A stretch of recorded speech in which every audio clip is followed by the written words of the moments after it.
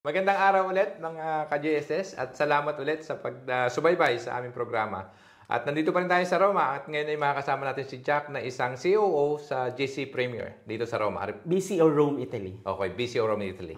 Maraming salamat sa time short. Alam kong busy kayo sa mga panahong ito at pinagbigyan nyo kami. Maraming salamat. It's a pleasure din na na-invite kami.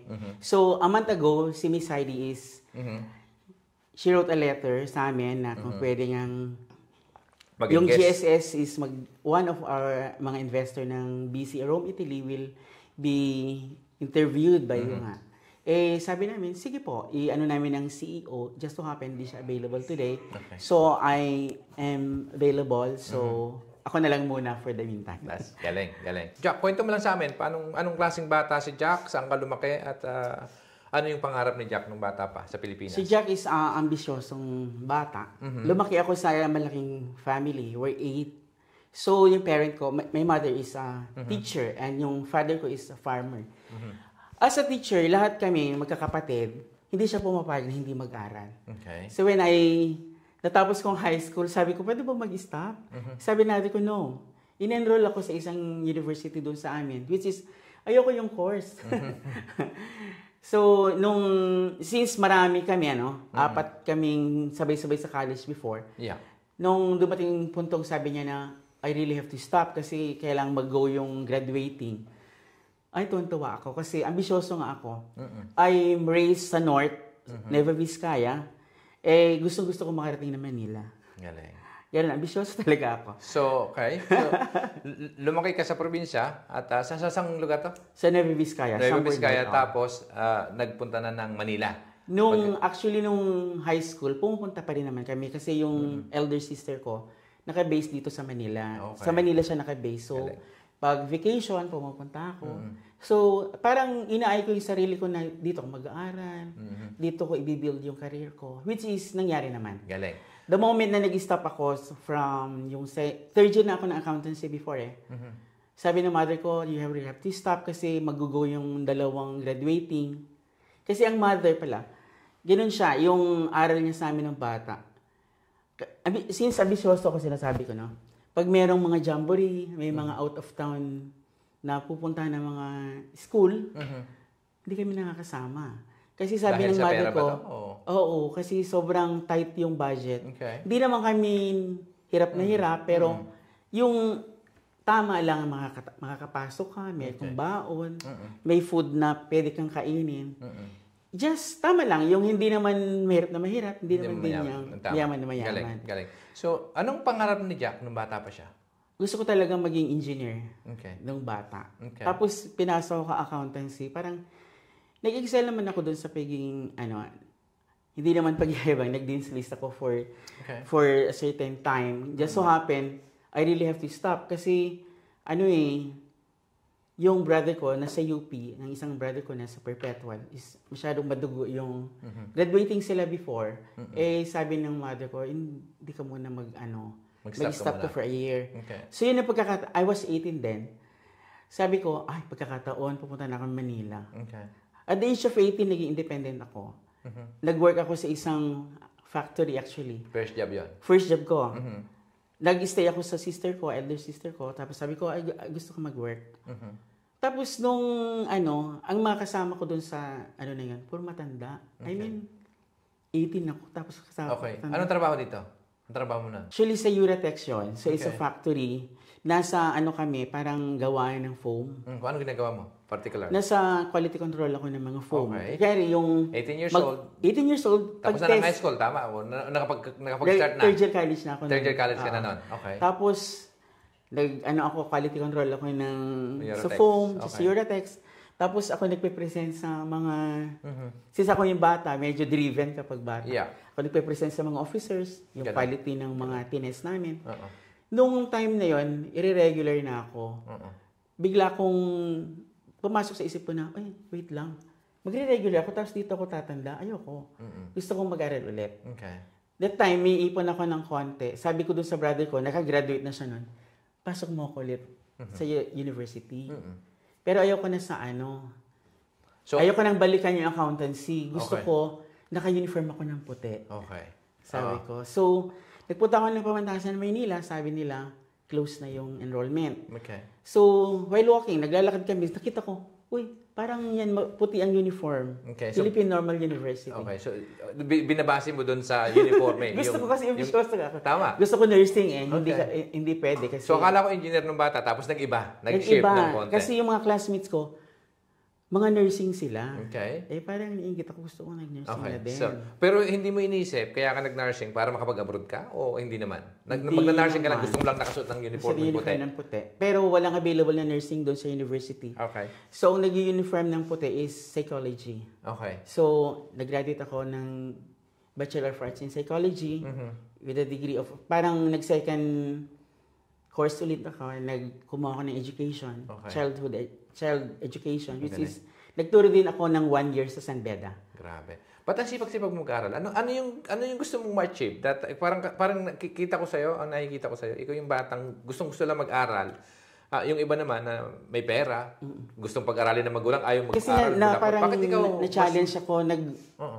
that time independent na ako at Disability, nag-work ako sa Jollibee. Okay. Yeah, as a service crew. Jollibee. Tapos, Baka naman. nag-work ako sa Jollibee as service crew yun. Tapos, merong isang firm na nag-offer for students, Okay. business skills for student na mag-encode. Isang American firm to na based sa Alabang. Okay. Tapos, nakikita sila ng mga estudyante na sila ang magpa-fund nung education mo. Mag-serve ka lang sa kanila. Okay. So, doon pumasok ako. Naging supervisor ako doon. Tapos, after graduation, in-observe nila ako. Nagkaroon ako ng team. I worked for them for almost 16 years. Okay. So, as a supervisor? As a supervisor and Okay. project supervisor. Tapos, nung time na yon nagka-recession sa US. Kasi US-based yung project. Okay. Fast forward tayo ng konti. So, nagtrabaho ka being a supervisor. Kailan dumating yung opportunity na may Italy opportunity? Nagka-recession kasi nung time, umalis ako. Okay. Tapos, nagtry akong, gusto ko makapenetrate sa Singapore. Okay. So, Singapore ang unang bansa Singapore ang unang Bansang pinarget gusto mo? ko. Which Okay. is, sa Singapore, pag pumunta ka doon, dapat may job order ka. Okay. So, hindi ako nakapenetrate. Uwi ako ng Pilipinas, nagtrabaho ko ng iba-iba. Entertainment, travel agency, Okay. lahat. Pinasok Tapos, freelance ako na parang liaison officer. Okay. Ganon. Tapos hanggang sa dumating ang punto, one of my best friends, sabi niya sa akin, alam mo, gusto kitang dalhin dito nga sa Vatican, magsisimba tayo. Okay. Yun ang pangarap niya sa akin. Kasi siya, every year umaalis siya. Ililibre ka niya? Oh, super best friend ko talaga Okay. siya. We shared in our same house. Grabe. Tapos, Saya naman. nung time na yun, 4 times ako nagpunta dito Okay. Tourist to? as a tourist. Okay. So, umiikot kami from Sarap ng pakiramdam. Switzerland, punta kami ng Germany. Thank you to him, actually. Punta kami ng Germany, punta kami ng Netherlands. Yan, basta umiikot kami. Sagot niya lahat yun? Sagot niya lahat yun. Kasi I'm working with Pakilala mo nga sa her, actually. Entertainment company yung firm Okay. niya. Galing. Yan niya. So, mabilis kayong makakuha Okay. ng... Okay. So, 4 times. On the 4th time, kinasal yung super best friend namin na nandito. Okay. Eh, nung time na yun, parang napaisip ako. Sabi kong ganyan, why would I stay na lang kaya? In-extend ko yung ticket mo for a year. Okay. Ay, for a month actually. Okay. A month lang. Kasi gusto ko mag-birthday dito sa, ano kayang feeling pag nag-birthday ka dito Sa Roma. Roma. Okay. Masaya So sa madaling pala. salita, nag-rebook ka ng ticket mo na yung return ticket mo na pabalik. Sabi mo, Oo, hindi ako sumama sa kanila pabalik. Oh, so kahit Nag-stay rebooking ako. na lang ako, next mag-stay ako ng another month. Eh, nung time na yon, bored naman ako, nasa loob lang ako ng bahay. Okay. Why would I try to work then? Mhm. This a friend, yung si Mark Tapawan. He gave me parang opportunity na, sige, mag-work ka sa nasa property management siya. Okay. Sabi sa akin, baka pwede ka. Try mo. Nag-try ako for a month. Tapos, eventually, nakakuha ako ng amo na parang 95 years old. Okay. So, Alagaan? sabi ko, aalagaan. Sabi ko, I would rather stay kasi at least dito, hindi ako masyadong lalabas. Yung pera ko, buo. Kasi pag lumalabas ka, hindi mo iwasan gumagastos. Eh, hanggang nag-enjoy na ako. Okay. Dito na, nag-stay na ako dito. So, nag-stay ka na dito. Tapos ngayon, pinaka-challenging part na mag-alaga ng matanda, obviously, ilang degree. Teacher ka, tapos nursing degree. Tapos mag-aalaga ka ng matanda. Alam nating lahat, hindi madaling mag-alaga ng matanda. So, ikaw, dahil mas pinili mo, o may ano yung nagtulak sa'yo na parang, hindi, kahit mahirap yung trabaho, ano yung pinanghahawakan mo? Kasi by then, I'm 49. Okay. Iniisip ko, I'm turning 50. Okay. For another 10 years, anong pwede kong gawin sa buhay ko? Kasi alam mo naman sa Pilipinas, when you're older, merong age bracket ang pagpasok sa mga firms. Yeah.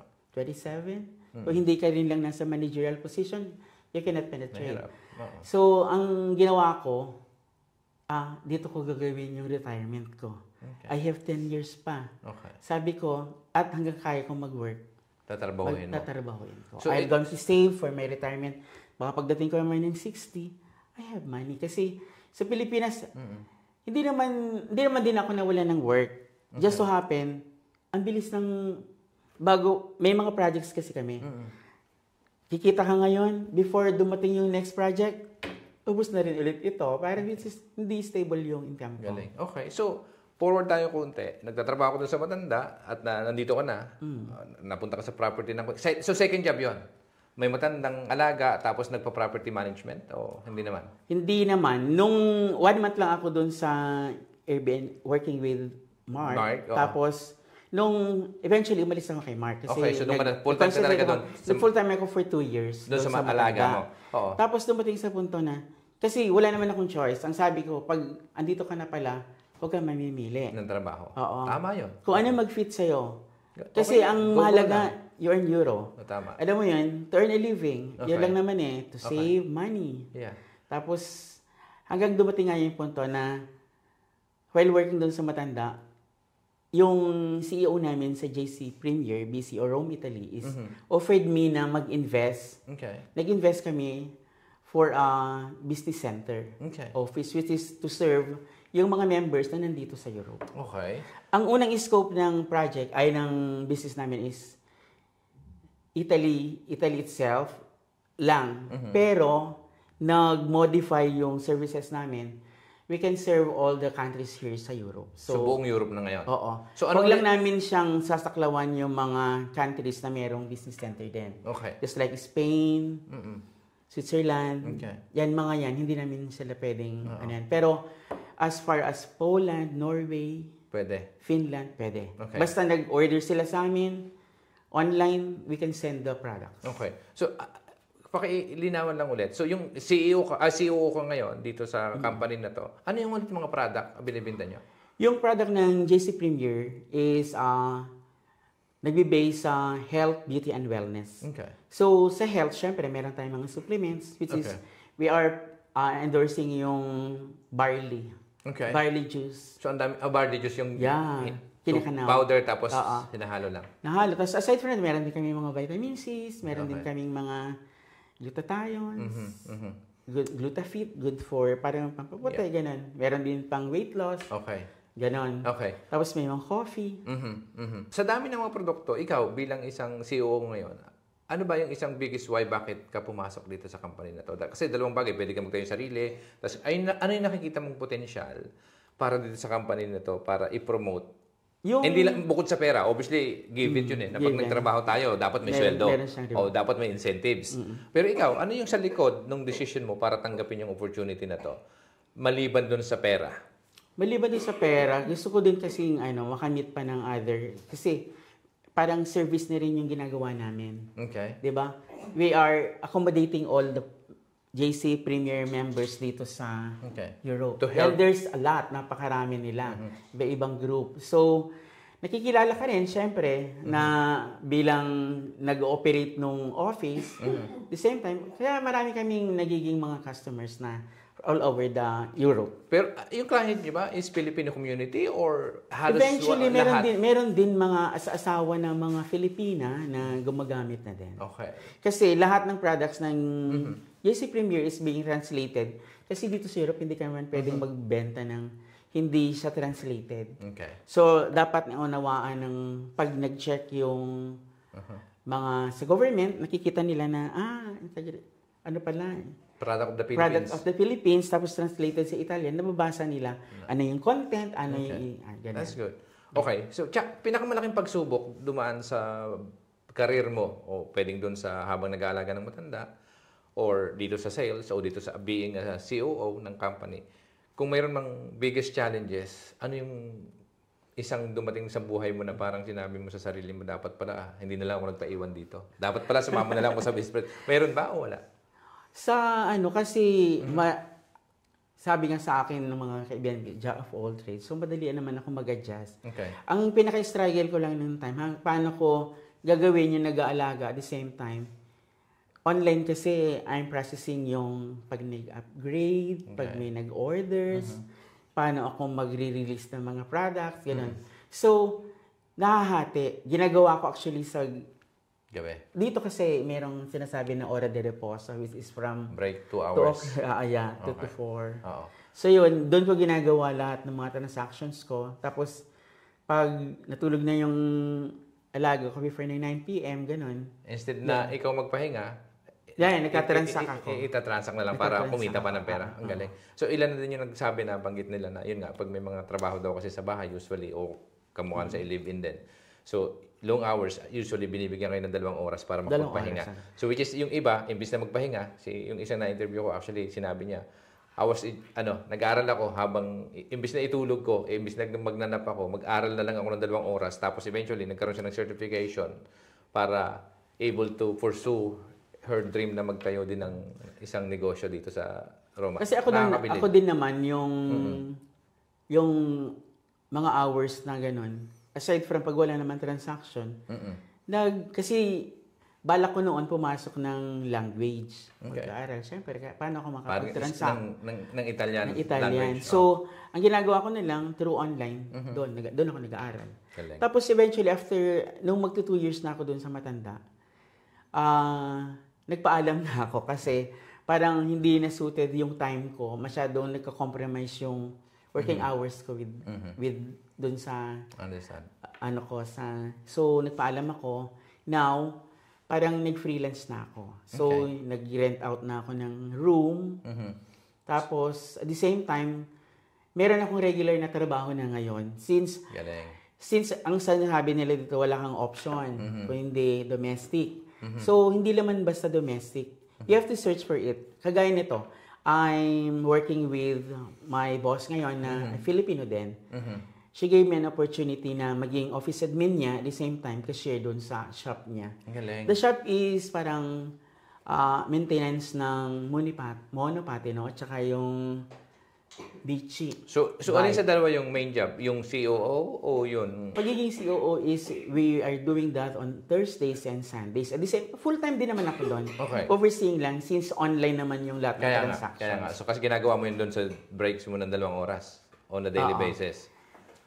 Dito sa bago kong work ngayon, since parang almost 6 months pa lang din naman ako with my boss, maganda din yung nakikita ko yung future ko with them na parang, pwede mo palang baguhin yung path na pwede mong tahakin. Kasi just so happen na I have the skills siguro ng office administration. At the same time, yung nakatulong sa akin. Kasi yung paggawa ng reports niya lang, pag minsan nagre-reply ng mga emails niya.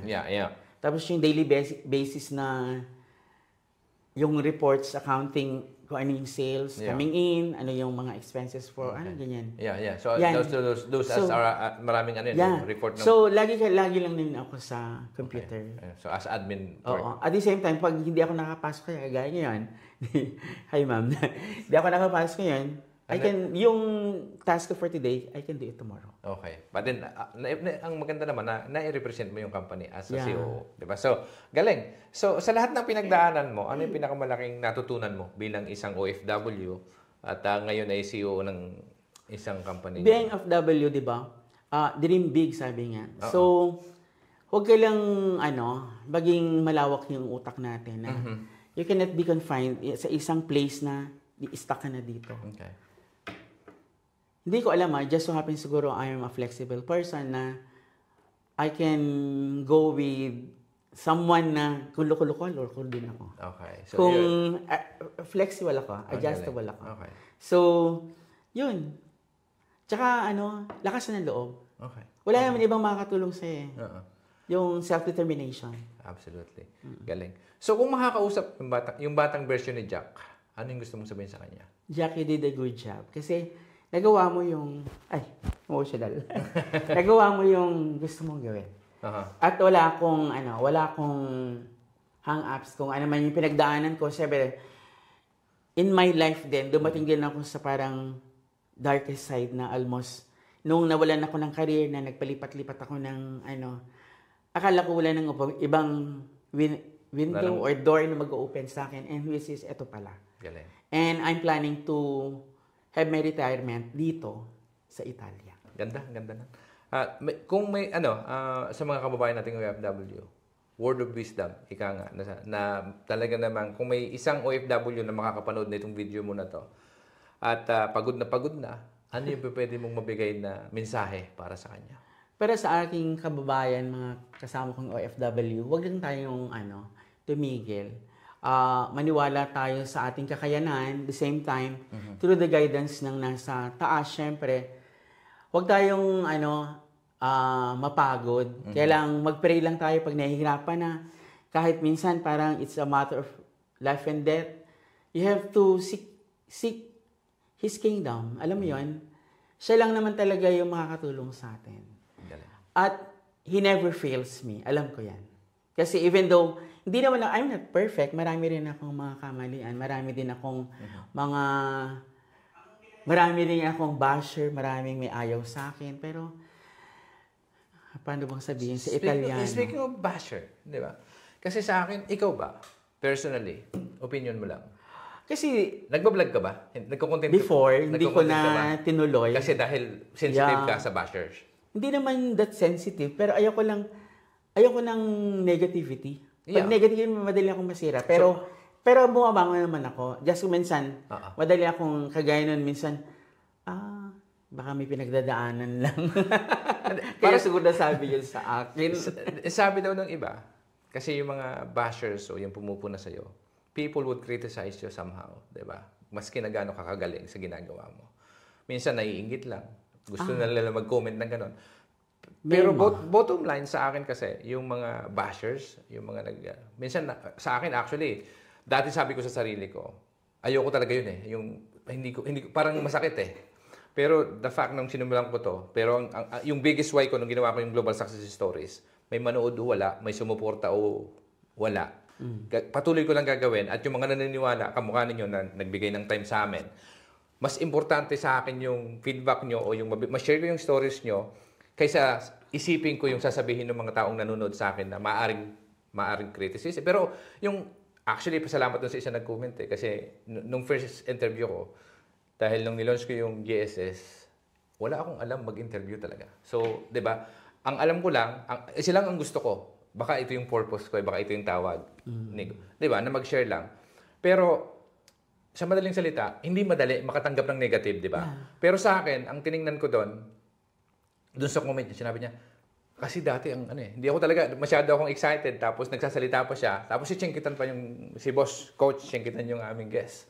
So parang dati, siyempre, malaking tao yung interviewin mo, tapos kinakabahan ka. Parang hindi pa siya tapos magsalita, na-interrupt ko, which is, salamat pa rin. In a way, negative yun, pero mas tiningnan ko na, dapat na nga namang i-accept mo yung negative feedback, pero gawin mong sana sa susunod, i-improve pa. Kasi weakness ko yun eh.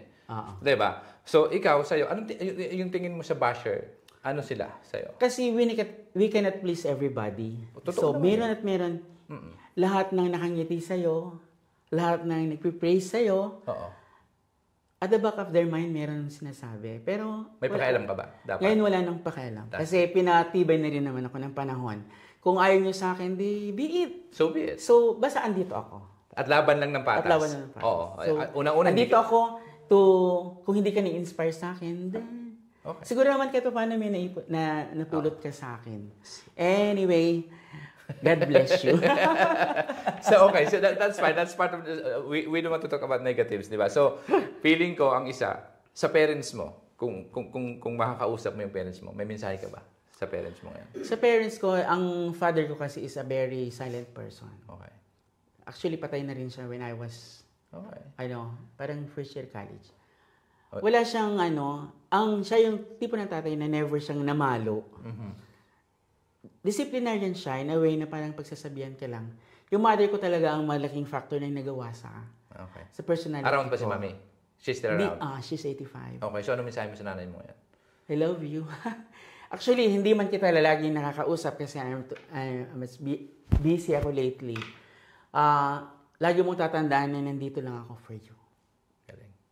Tatlong advice sa mga kababayan natin. Sa ating mga kababayan, pag nandito na tayo sa sitwasyon na to, andito na tayo sa ibang bansa, wag nating expect the unexpected. So, we will never know pagdating natin dito, ano bang dadatnan natin. So, be ready. Okay. Pangalawa, tibayan natin ang kalooban natin kasi hindi lahat ng makakasalamuha mo is good. Meron ding mga bad dyan.